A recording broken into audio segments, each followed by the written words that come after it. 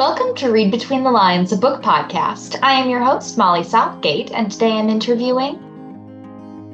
Tara Roy, and I'm so pleased to be here. I am so excited to have you here. So, can you tell me a little bit about your book? Where to begin? My book is called The Magnificent Ruins, and it follows Lila, who is a millennial books editor in Brooklyn, and she makes choices like my millennial friends have, and I certainly have in my 20s. They're complex choices about family and career and her lovers. And Lila's drifting a little bit, even though she's doing well for the most part, but we get a sense that she's, letting life take her along in its tides. And one day she wakes up in the morning and she realizes that her maternal grandfather is dead, Mm. but he's also left an enormous ancestral house to her. The only catch is that the house is in Calcutta and it still contains Lila's mother, who she's been estranged from for over a decade, and her grandmother and a whole host of extended family. Lila must go back to India to, you know, confront much more than paperwork, to deal with a few demons as well. That is such an excellent setup for a story. I already feel so immersed. Can you tell me where that idea came Yeah. I took a class when I was at Columbia University in graduate school. I took a class called Other People's Secrets, and it was taught by the professor and author Benjamin Taylor. And we studied a variety of texts, but it was really an illuminating class that focused on what secrets looked like, the power and agency of having them, the power and agency of knowing something about someone. If you had a secret and I knew it, it would change the way we fundamentally converse, and deal with each other. Um, at the end of the class, at the end of the semester, we were required to write something. And what poured out of me in one afternoon was an essay about a mother and daughter. And that became the genesis of the novel.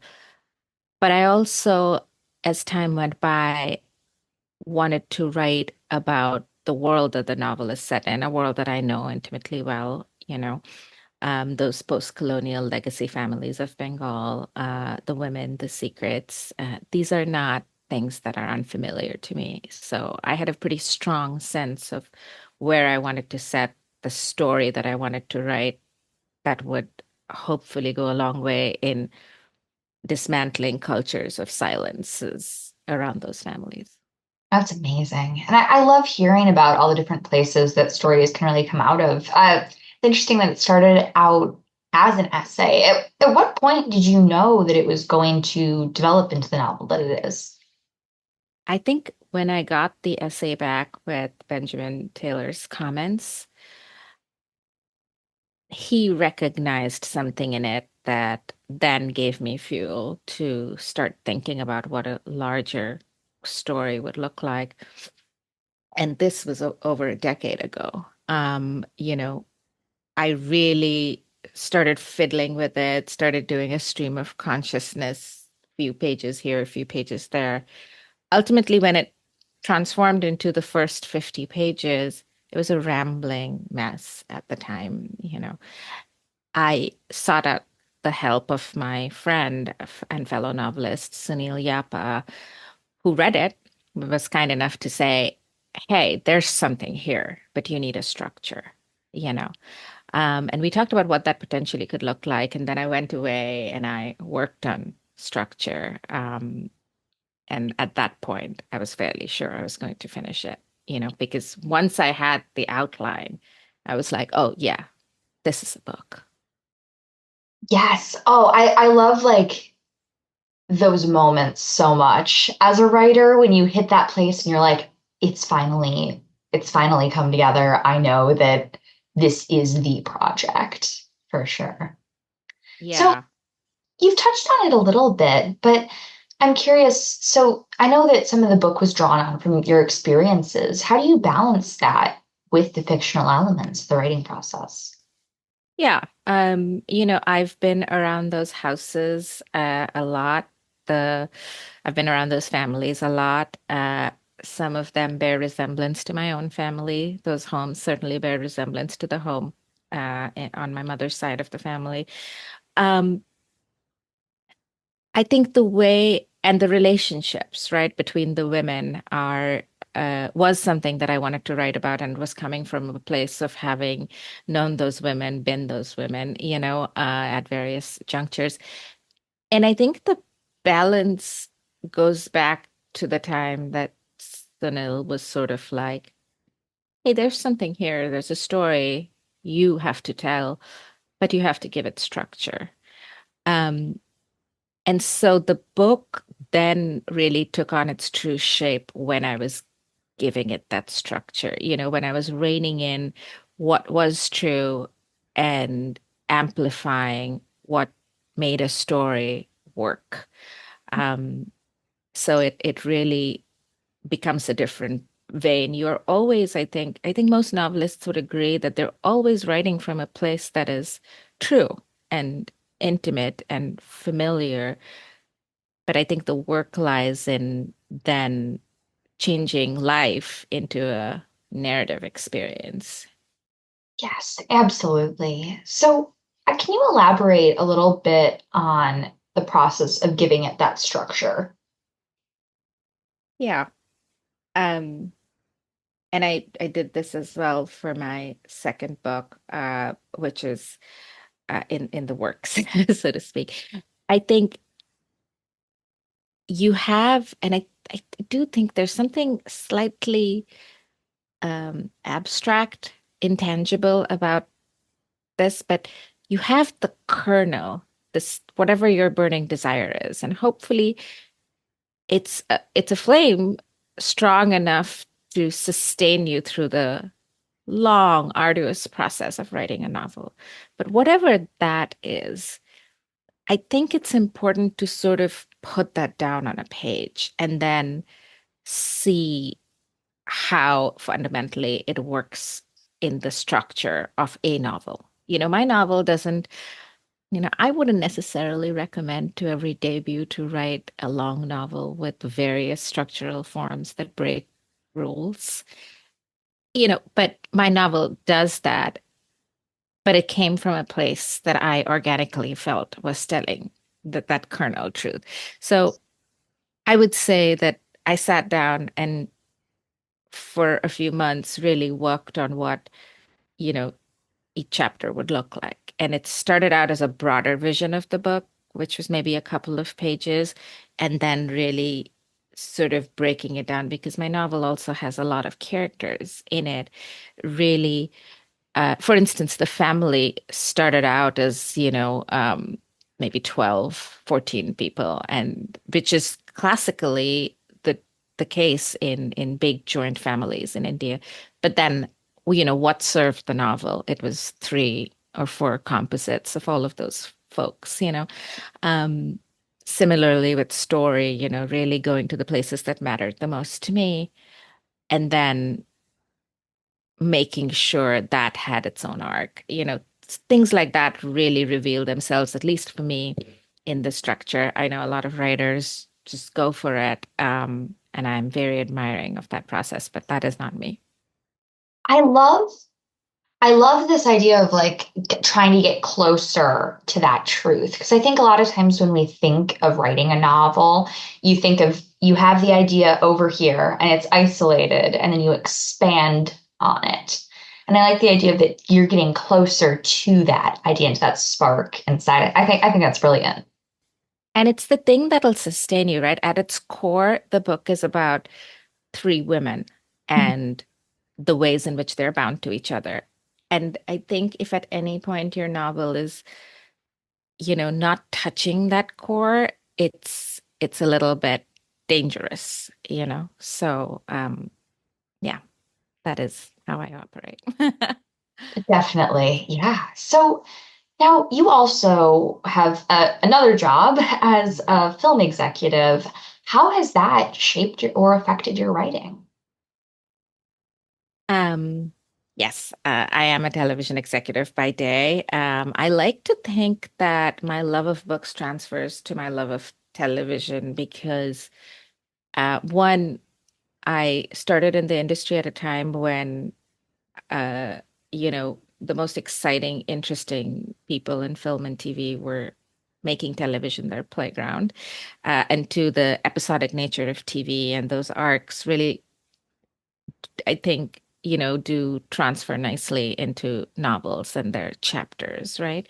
But I started writing the novel way before I entered my career, and I think I think my work, my daily job requires me to be rigorous and very in tune with what the marketplace is watching, but also what makes a story really sing at its core. Um, I'm not sure because this novel was written along the way of that career.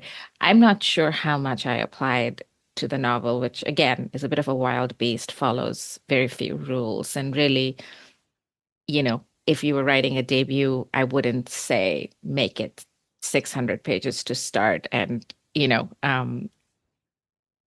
have different structural devices. Um, but my novel came from, again, that sort of ember within me um that felt like it had to be told in a certain way. And I think as I ascended in my career, the knowledge of what made a story work must have applied itself. I couldn't pinpoint to you the parts that it does. Oh, that makes complete sense. And I think we have so many things where they kind of work in conjunction like that, maybe in ways that we can't even see quite at the time. Now, I'd love to hear a little bit more about pre this novel and what writing was like for you, what reading was like, and how that looked. Um, it's such a good question. No one's ever asked me that. I was an avid reader as a kid. It's what I did for fun. I didn't watch TV. Um, I really credit my mother for having she just had a lot of classics around her. Emma, Jane Austen, Silas Marner, the Brontes, just so much Henry James, uh, inappropriate things like Anais Nin and Ayn Rand. It just, things that a kid isn't necessarily reading. But both my parents and then my dad's bookshelves, which had, pulp and action, and my grandma's Jackie Collins and Harold Robbins, it was just a real, a real medley of influences, and I read it all. And then when I was growing up in India and sort of as a teenager, I won a lot of prizes in school.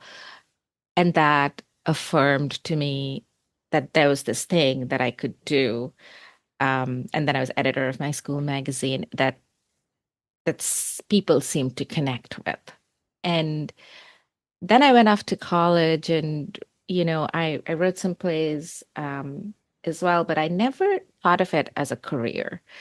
This is primarily because of my Asian parents. And my dad certainly was like, find yourself a career and keep writing. And so that's what I did, but I never stopped writing. I wrote magazine articles. I wrote a short story that won a prize. And eventually I started writing this book. And it was fairly quickly that I was certain that it would be completed. I just didn't know when. And it did take 7 years. So Now knowing that you've been consistently writing and applying yourself into this whole time, do you feel that there are any themes or metaphors or overarching stories that has come out of your writing as a whole?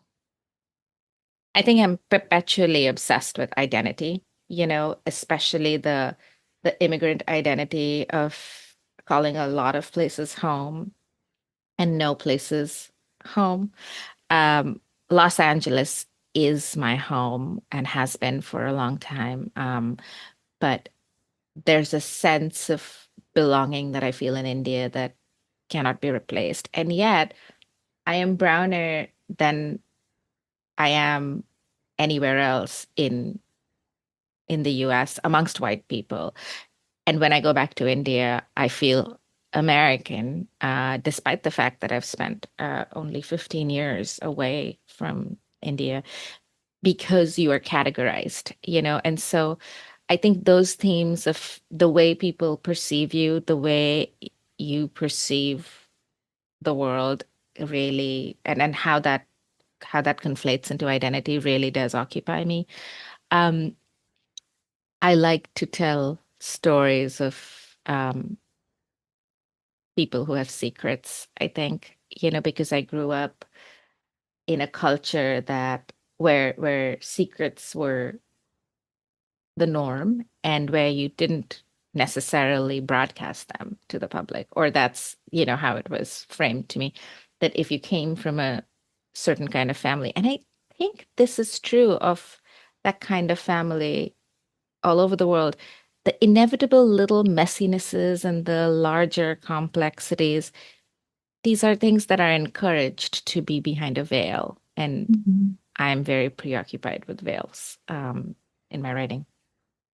And I think having writing that talks about the veil and talks about those secrets is the most important thing for those families. And then that makes the people that are living in those situations feel so seen, knowing that that writing exists and those artworks are out there. That was really, I'm so glad you said that. I mean, and it's such a great sort of note, you know, where it was really important for me to portray each of the women, the three with the secrets. You know, they have a common secret, they have individual secrets. It was really important to portray each of them with agency versus paint anyone an easy villain. Definitely. Yeah, I think that shows that it's a compassionate work and in like there's a depth to it, which is very important. And I mean, you were talking before about this being a debut novel, but with your history with writing and everything, I think there's debut novels and then there's also the debut novels that come before that, that Mhm. first one that's actually published, and all the writing before that. And that is what informs whatever that first book is. For sure. So, what other books or media in general, television, music, movies that influenced the creation of this novel or that you feel are spiritually similar to it? Yeah. Um, I would say Vikram Seth, the Indian writer who writes in the English language, has been a profound influence on me from a young age. I would say the works of Jhumpa Lahiri and Elena Ferrante, and you know, even more recently, Paul Murray or Anne Patchett. You know, these complex, interwoven tapestries of worlds and families, and more so in the coming years, they've there's been a focus on blended families, which is natural and real. I really enjoy work like that, and from a young age, really responded to it. You know, it made sense for me of my own sprawling, messy family. You know, these novels, and the novel form itself was such an influence because it's such a triumph, right? It's this overreaching, sort of large work, but it's also so compressed and contained. Um, and I loved that medium and read voraciously as I grew. I would say music influences me as I write. You know, I'm a big alternative music uh, listener. Andrew Bird, Stevens, classical Indian music. You know, I think it all sort of comes together in my brain to form a millennial construct that comes from nowhere and everywhere at the same time. And that's pretty evident in my writing. That's incredible. Yeah, I'm glad you threw out a couple of bands out there because I was going to ask, and Sufjan Stevens, especially. Perfect Yeah. choice for the themes that we've been talking about today. So I'd love, actually, kind of off of that point, I'd love to know a little bit more about what the physical writing looks like for you. Do you use a computer? Do you have the music playing? Do you always need coffee there? What does it look like? Yeah, I drink tea, like a post-colonial Indian person that comes from Calcutta. I drink very many cups of it. But I wake up first thing in the morning. I work out. We were emailing this morning just before I worked out. It clears my head. I have a few minutes then to sort of center myself, make another cup of tea. And then when my partner and I moved in together, we had two couches and we kept both. A bad idea in most cases, but it's worked out ergonomically for us. I still write on the couch that I had when I was single and when I lived alone. It's just like the space that has housed the novel. And once I'm there in that particular spot, it's in our living room, which is odd, but I write in the early hours of the morning. And I do write on a computer. I outline by hand initially, a lot. And then once it's real to me and I can make sense of it, I transfer it to the computer, Google Docs, and then I start building. And it's always on Google Docs, or has been so far. Um, and it's that breaking light, the beverage. It's always tea and water. And it's always in the hours before the world wakes up a little bit. I'm a morning person. I work well. Also, my partner hasn't woken up. My dog is happily sleeping next to him. No one needs anything from me, including emails. Even the East Coast emails haven't poured in. And then I just go to work, and my the other part of my existence begins. I think that's a very surprisingly sometimes common thing for writers because I feel like you get the image of like up at all hours of the night writing your novel, but the waking up kind of before the world does is something that can give so much peace and zen to that moment. So I think that's great. We I could not write a thing in the late hours of the night. I used to be able to study all night for exams, and I really wonder how I ever did it. My brain falls apart starting at 10 o'clock, and I just have to go to bed. In my brain, when I'm writing at night, I'm like, oh, I'm up at all hours, and that usually means 9 o'clock. I fall, I'm The dead done, and of the night. I'm I'm tapped out. It's dark outside. Yeah. I do think it's our generation that has sort of this relationship to, oh, I'm in my 30s. I really take some joy in going to bed by 10 o'clock, and it's very unique because the generation above, my dad's generation and the generation below, which is my sister, they're just a little more flexible about what routine looks like and structure. I will say, because I'm Gen Z. I'm only 17, and all of my friends are the same exact way. We're always like 10 o'clock, done. Are you really 17? Oh yeah, yeah. Oh, wow. I did not realize that because of your accomplishments, but that is so Oh, cool. thank you. Oh my gosh. How wonderful. I started the show back when I was 12, so What? Wow. those early episodes, I'm like a little baby on it. My voice is so high, but yeah. Oh my gosh. Well, that's wonderful to know.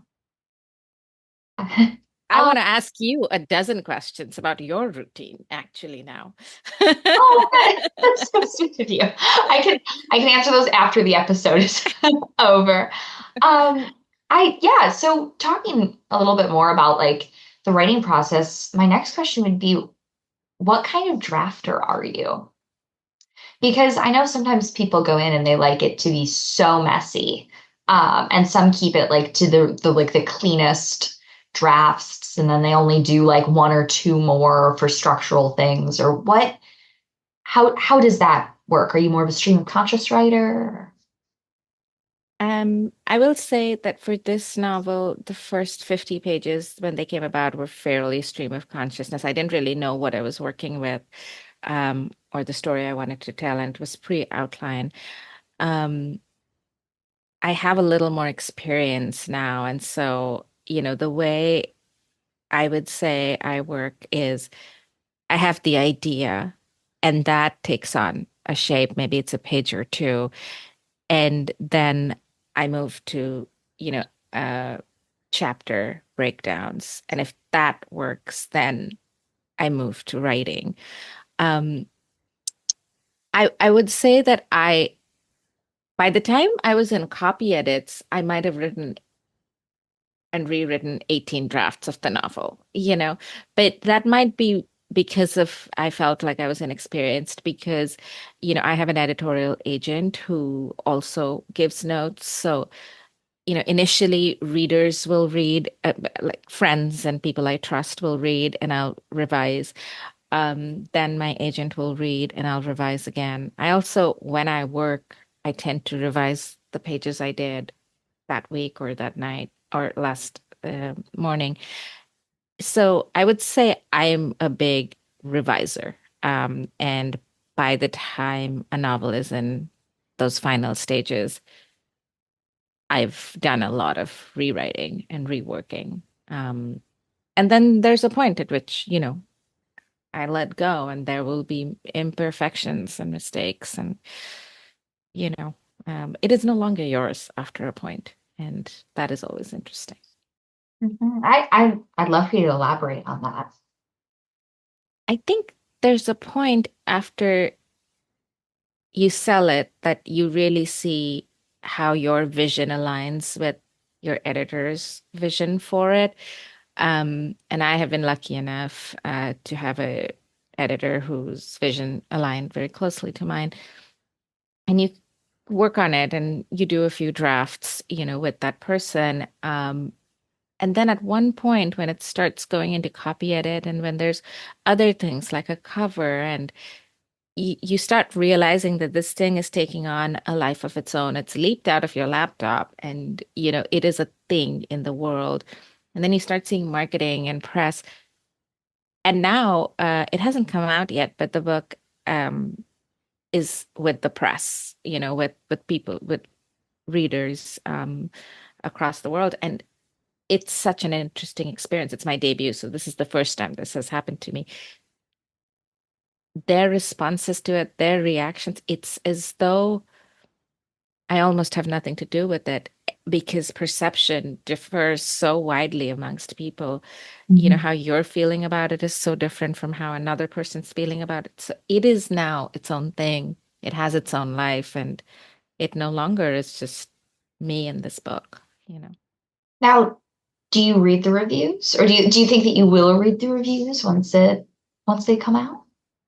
Um, I mean, again, this is my first book, right? So I am a little curious. And just this morning, there was a good review, and my editor forwarded it right away. Um, I don't know that I'm actively seeking it out because I do think, and maybe that's where my experience in television counts. Uh, You know, some people are going to love a thing, some people are going to hate a thing. Hopefully, it's not, it doesn't veer too hard in the hate a thing. But, outside of really discussing or thinking about how my growth looks as a writer, I'm not actively seeking them out. I have a novelist friend who reads nothing. His book was on the front page of the New York Times book review, and he did not read that review. I saved it Oh, in case he ever wants to look at it, but I'm not that person, I think. I would probably read that. But I probably wouldn't seek out, everyone on Goodreads or whatever. understand that there's a good balance, which Yeah. is a good strike for sure. This has really truly been such an incredible interview. I am so glad you reached out and you came on the show. I am so impressed by you and just a little bit blown away with how you've managed to do so many things in your life. But it's very cool, and you should feel very free to keep in touch.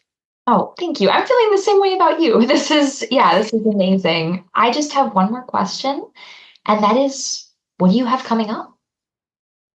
Oh, well, the book comes out, The Magnificent Ruins is out on November 12th. We have a launch at Skylight Books on November 15th.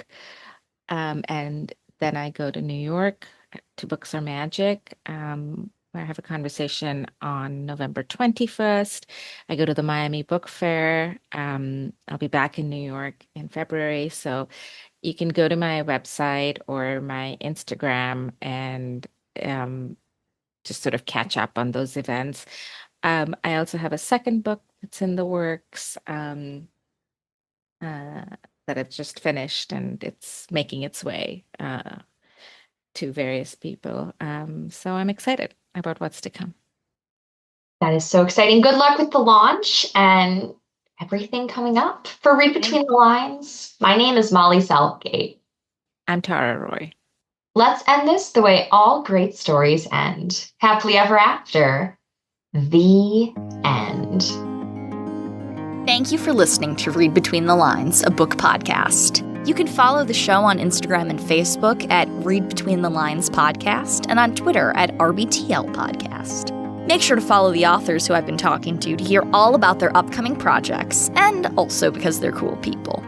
This show is hosted by me, Molly Southgate, and produced and edited by my dad, Rob Southgate. Read Between the Lines is a Southgate Media Group production, and you can find all the great content put on by the network at southgatemediagroup.com. You can read the story of how I and many other podcasters started in the anthology book Pod Life, which you'll find at the link in the show notes. Also in the show notes are links to buy the books featured on this episode. Using those links supports this show and the incredible authors being interviewed. Have a great week and keep reading.